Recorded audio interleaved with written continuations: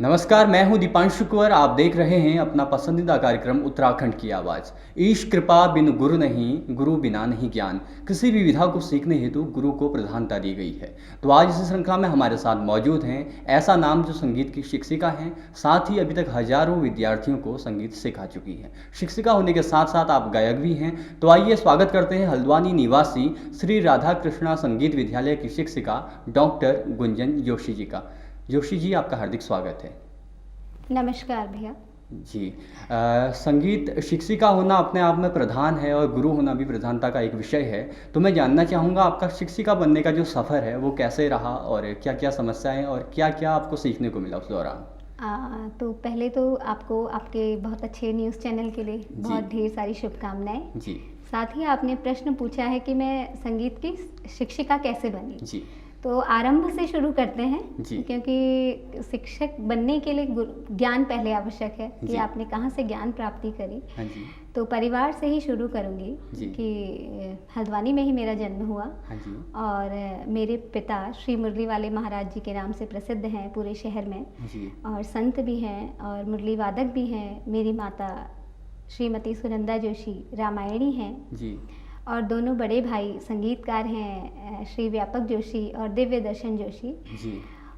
और तो कहना चाहिए कि संगीत तो हमारे घर में ही है, ये परिवार से चलता आ जी रहा जी है। जी पारंपरिक एक चलन है संगीत का, जी। जो माता पिता के साथ भाइयों के साथ मुझे मिला, क्योंकि मैं दोनों भाइयों में सबसे छोटी हूँ। जी। तो माता पिता से उनके पास और उनके द्वारा मुझ तक पहुँचा ये संगीत। फिर धीरे धीरे संगीत की ओर रुझान बढ़ता गया। परिवार ने बहुत सपोर्ट किया, कई बार विषय बदलने की कोशिश भी करी, लेकिन इच्छा ही नहीं हुई। भगवान की ऐसी कुछ कृपा हुई कि संगीत से जुड़ते ही चले गए। हाँ जी। कितने साल से गा रहे हैं लगभग? कौन सी उम्र से गा रहे हैं आप? कहना चाहिए कि जब मेरे जीवन में मेरी गुरु आई डॉक्टर ममता पंत, तो उस समय मैं 11 वर्ष की थी। हाँ जी। तो इतनी छोटी थी कि बड़े भाई साहब हाथ पकड़कर उनके विद्यालय तक मुझे ले गए। उनका विद्यालय एकमात्र विद्यालय कहना चाहिए, डांस का उस समय हल्द्वानी में था, झनकार संगीत कला केंद्र जी। के नाम से प्रसिद्ध।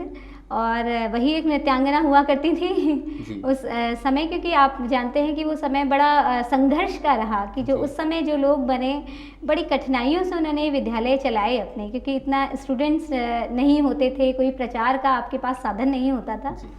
तो उनके पास मैं पहुंची और वहीं से मैंने संगीत गायन की विधिवत शिक्षा जिसे कहते हैं शुरू करी, कथक नृत्य की और संगीत गायन की। तो गायन के साथ साथ आप नृत्यक भी हैं? जी जी जी, आप कह सकते हैं कि नृत्यांगना हूँ। बहुत अच्छी डांसर तो नहीं हूँ, लेकिन भगवान ने इतनी कृपा कर रखी है गुरुओं ने कि बच्चों को शिक्षा दे सकूँ। तो कथक का भी बच्चों को विधिवत कोर्स कराया जाता है हमारे विद्यालय से।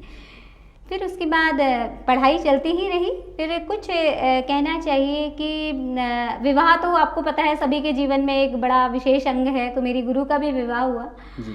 तो उनके जो विद्यार्थी थे वो बड़े हम छटपटा से गए थे कि अब हमारी गुरु का जो विवाह हो गया है, अब हम कहाँ जाएंगे। जी। तो मेरी गुरु ने प्रेरणा दी। मैं उस समय कक्षा 9 में पढ़ती थी। जी। तो आपने कहा कि शिक्षक बनने का सफ़र कहाँ से शुरू हुआ, तो मैं आपको बताती हूँ कि कक्षा 9 में पढ़ने वाली मैं विद्यार्थी जो मेरे ही साथ में पढ़ने वाले बच्चों को शिक्षा देने लगी। जी। तो ये कारवां शुरू हो गया था।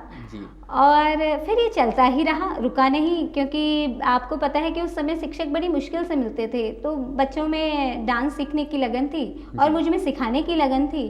तो जब सिखाना शुरू किया तो गायन के तौर पर कम और नृत्य के तौर पर पहले शुरू किया। पहले नृत्य से ही सिखाना शुरू किया। तो कक्षा 9 से जो सिखाना आरंभ किया मैंने, तो अनवरत माँ सरस्वती की कृपा से अभी तक चल ही रहा है। जी। तो उसके बाद आपने PhD जो है संगीत में की। जी। और समूह गान जो है देशभक्ति समूह गान में आपने PhD की है। जी। तो उस समय की बात है जब आप बहुत छोटे थे। जी। और समय इतना कठिन था कि लड़कियों का बाहर निकलना तक मुश्किल था। घरों से बाहर निकलना या पढ़ाई का जो है बहुत ज़्यादा बोझ नहीं लेती थी लड़कियां। तो आपके घर वाले तो सपोर्टिव थे।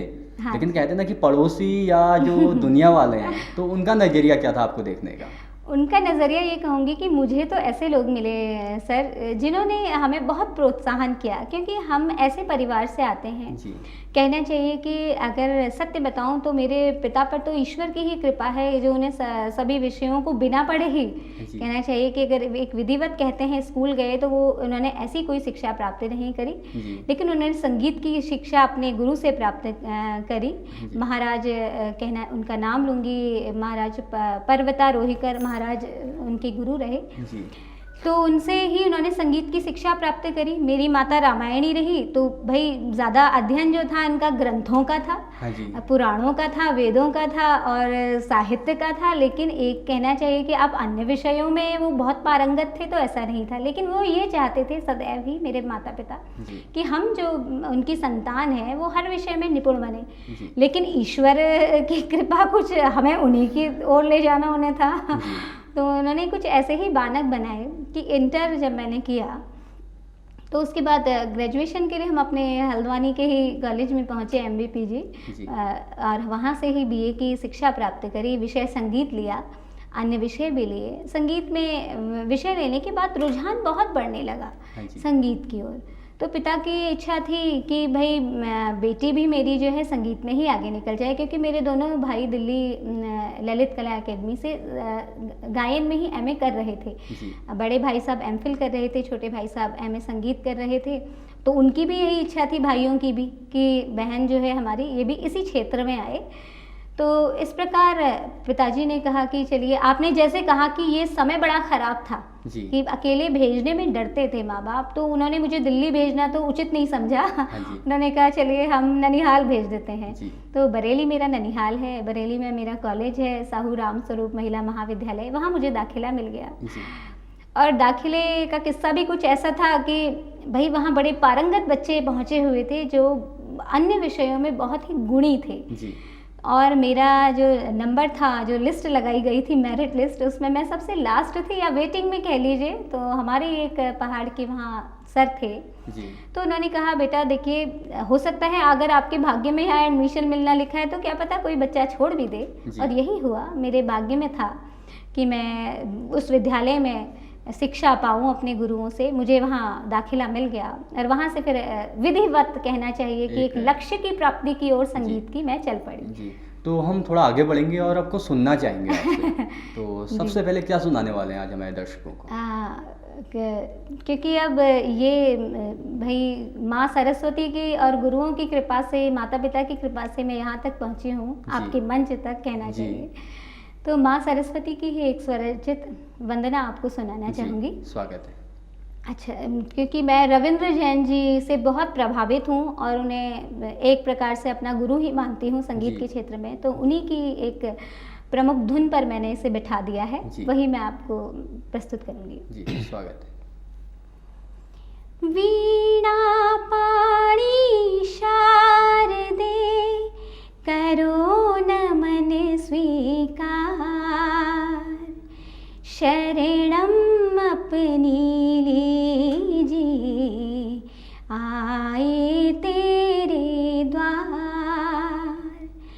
पुष्प सुमन अर्पित सभी जीवन का सब सार, करुणामयी करुणानिधि अब लीजो अवतार,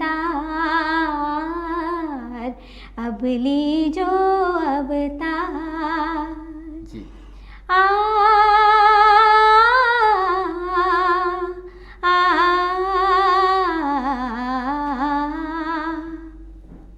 हे सरस्वती माँ वीणा पाणी शारदे, हे सरस्वती माँ वीणा पाणी शारदे, अद्भुत वीणा से तन मन को झनकार दे, करते निश दिन तेरी पूजा, सृष्टि में तुझ सा नहीं दूजा। हे भगवती चरणों में बैठा के तार दे, हे सरस्वती माँ वीणा पाणी शारदे, अद्भुत वीणा से तन मन को झनकार दे। जी बहुत सुंदर। आजकल इसी जो इसका रियल सॉन्ग है आप सुन रहे होंगे, हाँ, रामायण है, जी, बहुत जी, ज़्यादा जी। प्रचलित चल रहा है जब से दूरदर्शन पे दोबारा रामायण आई है जी, और जी। काफ़ी उत्सुकता हाँ, भी है इसीलिए दर्शकों मैंने में। रविंद्र जैन जी का नाम भी लिया और जी। अब तो इस धुन से सारा संसार ही वाकिफ हो चुका है जी। और हमारे युवा भी। तो इस गीत की जो मुख्य पंक्तियां हैं क्या वो आपको कंठस्थ हैं? ये रामायण है। अच्छा अच्छा, इसकी हाँ कहना चाहिए, बहुत तो नहीं क्योंकि मैंने उसको बहुत सुना हम है। सुनना चाहेंगे अगर दो पंक्तियां हो सके जी जी तो हमारे बिल्कुल। दर्शकों के लिए। प्रयास करूंगी और जी। क्षमा भी चाहूंगी अगर त्रुटि हुई। जी स्वागत है। अद्भुत है महिमा दो अक्षर के नाम की, अद्भुत है महिमा राम सकल गुण धाम की। ये रामायण है पुण्य कथा श्री राम की, ये रामायण है पुण्य कथा श्री राम की। रघुवर जैसा और न कोई, सीता की समता नहीं हुई। दो करे पराजित कांति कोटि रति काम की, दो करे पराजित कांति कोटि रति काम की। जी बहुत बहुत धन्यवाद। तो मैं थोड़ा आगे बढ़ता हूँ और आपसे जानता हूँ बच्चों को, जो आप छोटे छोटे बच्चों को आप पढ़ाती हैं, जी। तो मेरा जो प्रश्न है थोड़ा सा मार्मिक है कि क्या बच्चों को संगीत सीखने के बाद ये पढ़ाई में थोड़ा कठिनाई आ सकती है? मतलब मेरे कहने का मतलब सीधे सीधे ये है कि पढ़ाई से डिस्टरबेंस होता है संगीत और पढ़ाई में? बिल्कुल भी नहीं होता। कई जी। माता पिता को ये भ्रम हो गया है हाँ जी। कि अगर हम बच्चों को पढ़ाई के साथ साथ संगीत की शिक्षा देंगे जी तो उनका मन भटक जाएगा और पढ़ाई की ओर नहीं लगेगा। जी। तो मैं उन्हें कहना चाहती हूँ कि अब तो हम बहुत एडवांस हो गए हैं, तो आप संगीत के बारे में सर्च करके भी देख सकते हैं गूगल पर या अन्य साइट्स पर कि म्यूजिकल थेरेपी अब जी। आरंभ हो चुकी है और वो इसीलिए कराई जाती है ताकि बच्चे पढ़ाई पर कंसंट्रेट कर जी। सकें। तो आप देख रहे होंगे कि संगीत का महत्व इसलिए नहीं है कि आप संगीत में अपना कोई मुकाम बना लें। आप संगीत को एक रुचि के तौर पर अपने जीवन में लाएं जी। और उसके बाद उसे मेडिटेशन के तौर पर, एक योग के तौर पर रोज अभ्यास के लिए कहना चाहिए। अनवरत उसमें प्रयास में रहें तो आप एकाग्रचित हो जाएंगे। आपका चित्त जब शांत रहेगा तो आप पढ़ाई और ज़्यादा अच्छे से करेंगे क्योंकि आपके मन में हर भावना से जुड़ा एक गीत हमारे पास होता है। ये पहाड़ों में कहते हैं ना कि जी, जी, जी। संगीत सीख के क्या करेगा, हुड़की बन ले, हुड़की मतलब वो हुड़का बजाएगा क्या क्या कहते हैं पढ़ाई वगैरह करके। तो थोड़ा सा दिक्कतें हमें सामना करनी पड़ती हैं कलाकारों को। मैं आपको बताती हूँ सर, ऐसा है कि पहाड़ों में बड़ी विवशताएं हैं, बड़ी गरीबी है जी। अब तो लोग उससे बाहर आ रहे हैं, लेकिन पहले केवल जब जो हमारे लोक कलाकार थे वो उन्हें इसके बदले में कुछ प्राप्त तो होता नहीं था जी। तो माता पिता को उस समय बड़ी चिंता होती थी कि अगर मेरा जो ये बच्चा है अगर ये पढ़ाई को छोड़कर संगीत की ओर चला जाएगा, हुड़का बजाएगा या ढोलक बजाएगा या बाजा बजाएगा, ये गाएगा तो ये अपनी जीविका का अर्जन कैसे करेगा। लेकिन अब समय बदल गया है। अब लोग गायक बनने के लिए, लोग गायिका बनने के लिए लोग प्रयासरत हैं क्योंकि वो जानते हैं कि वो इस गुण से, अपनी गायकी के माध्यम से, अपने संगीत के माध्यम से अपने जीवन को संयमित भी रख सकते हैं और साथ साथ वो उनकी आजीविका का साधन भी बन सकता है। जी जी जी। तो थोड़ा सा आगे बढ़ते हैं और अभी मैं जानना चाहता हूँ कि आपका लेटेस्ट एक सॉन्ग आने वाला है जैसा कि हमारे अभी इस बारे में चर्चा भी हुई थी। जी जी जी। तो आज शुभारंभ कर दीजिए अगर हो सके। जी जी। तो दरअसल मैं पहले इस गीत के बारे में बताऊंगी क्योंकि मैं अपने संस्कृति, उत्तराखंड की संस्कृति से मुझे बहुत प्रेम है। तो मैं हिंदी में तो गीत लिखती हूँ, प्रयासरत हूँ कि कुमाऊनी में भी गीतों को लिखते रहूँ। जी। तो इसी श्रृंखला में एक गीत की मैंने उत्तराखंड पर रचना की, और फिर वह गीत कहना चाहिए मेरे दाजू बड़े और जी। गुरु समान हेमंत बिष्ट जी, आप जानते ही हैं, आवाज़ के जादूगर जी। उत्तराखंड की। तो उनके पास ये मैंने विनती की उनसे कि इस गीत को आप कुमाऊनी भाषा में रूपांतरित कर दीजिए, क्योंकि कुछ मैं चाहती ही ये थी जी। कि वही इस गीत को रूपांतरित करें ताकि मेरा भी थोड़ा ज्ञान बढ़े। जी। तो इस गीत को उन्होंने अपने आशीर्वाद स्वरूप मेरे लिए रूपांतरित कर दिया, और अब उसका संगीत बनकर लगभग तैयार है। मेरे बड़े भाई दिव्य दर्शन जोशी जी, जो दिल्ली में संगीतकार हैं, उन्होंने इसको संगीतबद्ध कर दिया है। तो अभी आप देख रहे हैं जो ये हालात हमारे कुछ बिगड़ गए हैं तो ये रिकॉर्ड होना रह गया है। तो मैं आपकी आज्ञा है तो प्रस्तुत करूंगी 2 लाइनें। स्वागत है। तो कुमाऊनी में ही सुनाऊंगी, क्योंकि हम इसे कुमाऊनी में ही ला रहे हैं। हाँ जी। ओ हो आहा हा हा, ओ हो आहा हा हा। जिंदगी में एक बार आओ त जरा, ऊंचा नीचा डाना में गाओ त जरा। जिंदगी में एक बार आओ त जरा, ऊंचा नीचा डाना में गाओ त जरा। यो गाड़े गधारों की रंगत त कर ल्यो, मन में या गूंजे की संगत त कर ल्यो। सारी दौड़ी में सबने है लागो जो प्यारो। यस छा उत्तराखंड हमारो। यस छा उत्तराखंड हमारो। ओ हो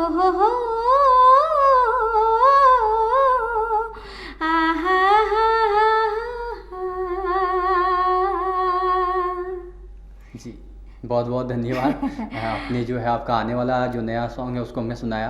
तो गुंजन जी, मेरा जो अगला प्रश्न है आपसे, जी। बहुत ही महत्वपूर्ण प्रश्न है कि नए गीतकारों के बारे में है। जितने भी हमारे नए गीतकार अभी हमारे इस प्रोग्राम को देख रहे हैं, हाँ। तो उनके मन में एक जिज्ञासा होगी कि अगर आप संगीत नहीं सीखे हुए हैं और तब भी आप गाते हैं, तो क्या क्या बारीकियां हैं जो उन्हें मालूम होनी चाहिए संगीत की? जी, मैं भी बहुत लंबे समय से सुनते आ रही हूँ, क्योंकि हमने संगीत की शिक्षा प्राप्त करी है तो वो हम जानते हैं कि उसकी महत्वता क्या है। जी। लेकिन जिन्होंने संगीत की शिक्षा प्राप्त नहीं करी और वो फिर भी गाते हैं, तो इसका मतलब है कि वास्तव में उन पर भगवान की कृपा है। जी। क्योंकि हम तो बड़ी मुश्किलों से यहाँ तक पहुँचे हैं, और वास्तव में भगवान ने किसी को स्वर दिया है, गला दिया है, लेकिन वो संगीत को नहीं जानता फिर भी अच्छा गा रहा है, तो वो भगवान की शरण में है। हाँ, लेकिन अब करना ये है कि उस ज्ञान को, जो भगवान ने आपको एक ज्ञान दिया है, उसे आप और अच्छा करें, इसलिए संगीत की शिक्षा प्राप्त करें। जी। और अच्छा, अगर आप बहुत गहन अध्ययन नहीं कर सकते, अगर आपकी शास्त्रीय संगीत की ओर रुचि नहीं है किसी भी वजह से, या आपको लगता है कि आप शास्त्रीय संगीत बहुत बेहतरी से नहीं गा पाएंगे, तो फिर भी आप जो बेसिक नॉलेज है संगीत की, जैसे कहना चाहिए सरगमों का अभ्यास करना, अलंकार का अभ्यास करना, या ऐसे गीतों को गाना जिसमें भाई बहुत ज़्यादा तानात्मक हैं, आलाप बहुत ज़्यादा लिए जाते हैं, तो आपको एक गुरु आप अवश्य अपने जीवन में लाइए, जो आपको एक सही दिशा दे, जो आपको संगीत की प्रारंभिक शिक्षा दे, जो आपको स्वरों का ज्ञान कराए। अब इस प्रकार से जब आप इन अभ्यास से बिल्कुल परिपूर्ण हो जाते हैं, तब आपकी गायकी और भी निखर कर आ जाती है। तो आप ये इस बात को अन्यथा ना लें जब आपसे कोई ये कहता है कि आप संगीत सीखिए, वो आपकी बेहतरी के लिए कह रहा है। क्योंकि देखिए, आप देखते ही हैं कि आजकल जो कंपटीशन का समय है, तो हर किसी को अचानक प्लेटफॉर्म मिल जाना ये आवश्यक नहीं है। जी। तो आप किस प्रकार से अपने आप को सिद्ध कर पाएंगे कि आप संगीत की जानकारी रखते हैं। जी। तो बेसिक नॉलेज तो सभी को होनी चाहिए, जो भी संगीत में हमारे गायक हैं, चाहे वादक हैं, चाहे नृत्य हैं, तीनों ही कलाओं को मिलाकर हमारा संगीत बना है। तो हमसे कभी भी प्रश्न किया जा सकता है, तो वो स्थिति ऐसी ना हो कि आपको निरुत्तर रहना पड़े, इसलिए आप बेसिक नॉलेज अवश्य लीजिए। जी, जब आलापों की, अलंकारों की और स्वरों जी। की बात आई है, तो जी। हम ऐसा कोई गीत का मिश्रण सुनना चाहेंगे जिसमें आलाप, अलंकार और कुछ शास्त्रीय संगीत की कुछ बातें हाँ हैं। जी, तो मैं क्योंकि एक फिल्मी गीत से शुरू करूंगी ताकि हमारे श्रोता भी उससे कनेक्ट हो सकें, जी। क्योंकि अगर मैं कोई भी शास्त्रीय राग लूंगी तो शायद सामान्य जो संगीत प्रेमी तो हैं लेकिन संगीत का बहुत ज्ञान नहीं रखते, जी। वो जुड़ नहीं पाएंगे। जी। तो आपने चित्तचोर पिक्चर देखी होगी अमोल पालेकर साहब की। जी। उसका एक गीत है जब दीप जले आना। जी, स्वागत। तो ये राग यमन पर है। जी। और मैं, क्योंकि आपने कहा है कि ऐसे गाया जाए कि थोड़ा बेसिक भी बच्चों को पता लग हाँ जाए जी। या हमारे श्रोताओं को, जी। तो शुरू करते हैं राग यमन के स्वरों से ही। जी। सा नी रे गा मा धा नी सा, सा नी धा पा मा गा रे सा, नी रे गा रे मा गा रे पा मा गा रे नी धा नी रे नी धा सा। जब दीप जले आना, जब शाम ढले आना, जब दीप जले आना, जब शाम ढले आना, संकेत मिलन का भूल न जाना, मेरा प्यार न बिसराना, जब दीप जले आना, जब शाम ढले आना, नी रे गा मा गा रे सा सा नी पा पा मा रे गा सा गा पा मा पा। मैं पलकन डगर बुहारूंगा, मैं तेरी राह निहारूंगा,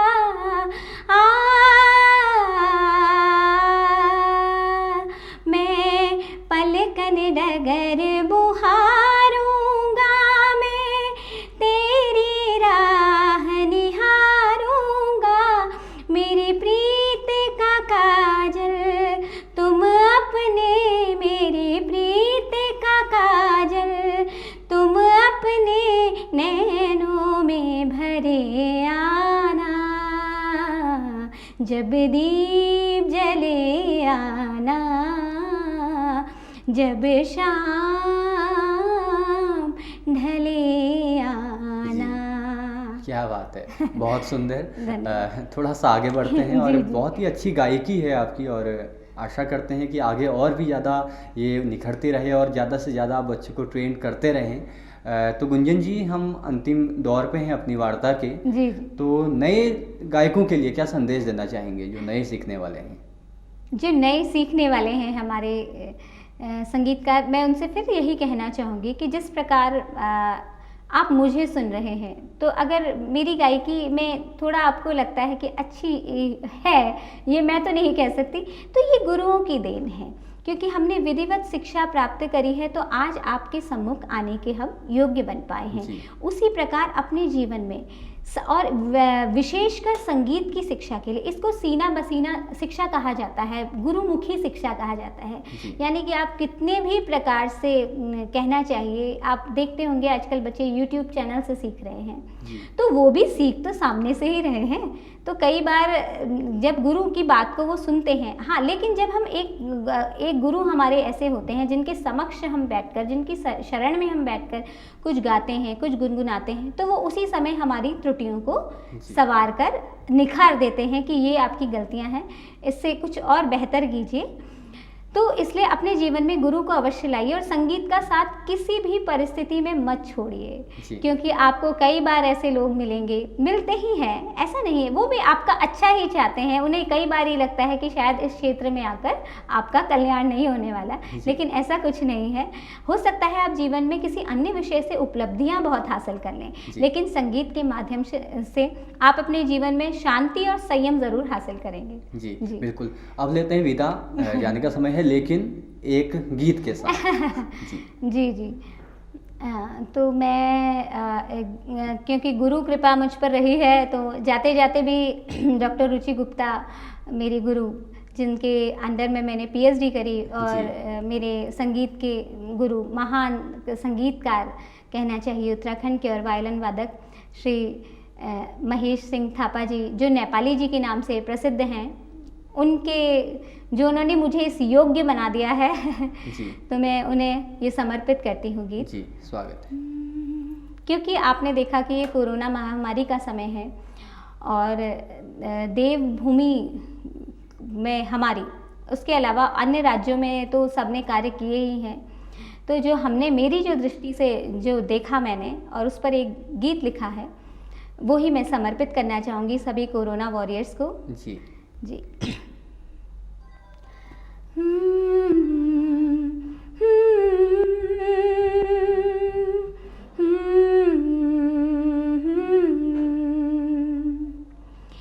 चल पड़े कदम फिर से अपनी राह पे, बढ़ चले कदम फिर अपनी बयार पे, मिल चले कदम फिर अपने पहाड़ों से, खिल उठे कदम मिलके अपने यारों से।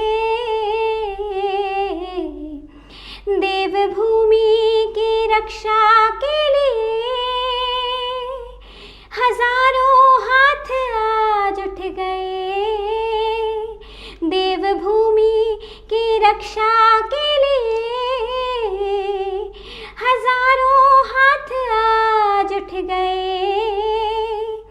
किसी ने ओढ़ी सफेद चांदनी, कुछ रंग बिरंगे बन डट गए।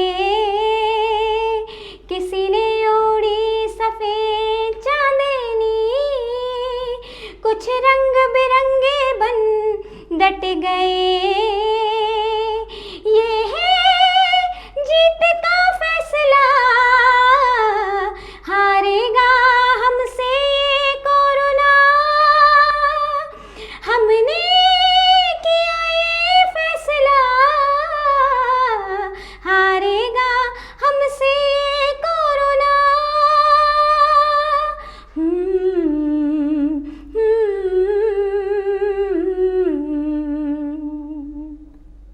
जी, बहुत बहुत धन्यवाद हमारे साथ जुड़ने के लिए।